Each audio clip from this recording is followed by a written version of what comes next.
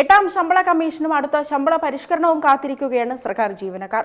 18,000 രൂപയാണ് 7ാം ശമ്പള കമ്മീഷന് കീഴിലെ അടിസ്ഥാന ശമ്പളം. ഇവിടെ നിന്ന് കുറച്ചുകൂടെ പിന്നോട്ട് പരിശോധിക്കുകയാണെങ്കിൽ വെറും 55 രൂപയായിരുന്നു 1ാം ശമ്പള കമ്മീഷൻ പ്രകാരം ജീവനക്കാർക്ക് ലഭിച്ചിരുന്ന അടിസ്ഥാന ശമ്പളമെന്ന് നമുക്ക് മനസ്സിലാക്കാം. ഇത്തരത്തിൽ ക്രമേണയാണ് ജീവനക്കാരുടെ ശമ്പള ഘടനയിൽ മാറ്റം വന്നിട്ടുള്ളത്. സ്വാതന്ത്ര്യത്തിന് ശേഷം സർക്കാർ ശമ്പള ഘടന ഏറെ ദൂരം പിന്നിട്ടിരിക്കുകയാണ്.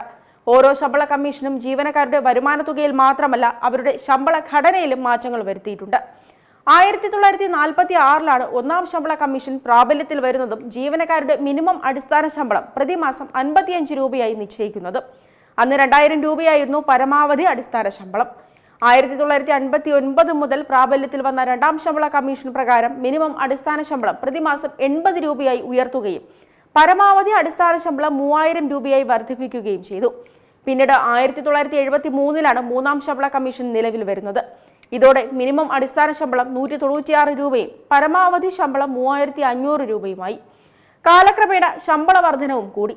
1986 പ്രാബല്യത്തിൽ വന്ന 4ാം ശമ്പള കമ്മീഷൻ പ്രകാരം മിനിമം അടിസ്ഥാന ശമ്പളം പ്രതിമാസം 750 രൂപയാക്കി മാറ്റി. ഒപ്പം പരമാവധി അടിസ്ഥാന ശമ്പളം 8000 രൂപയായി ഉയർന്നു.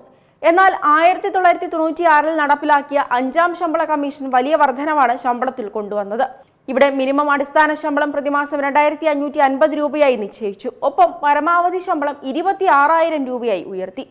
ശേഷം 2006 മുതൽ പ്രാബല്യത്തിൽ വന്ന 6ാം ശമ്പള കമ്മീഷനിൽ മിനിമം അടിസ്ഥാന ശമ്പളം വീണ്ടും 7,000 രൂപയായി ഉയർത്തി.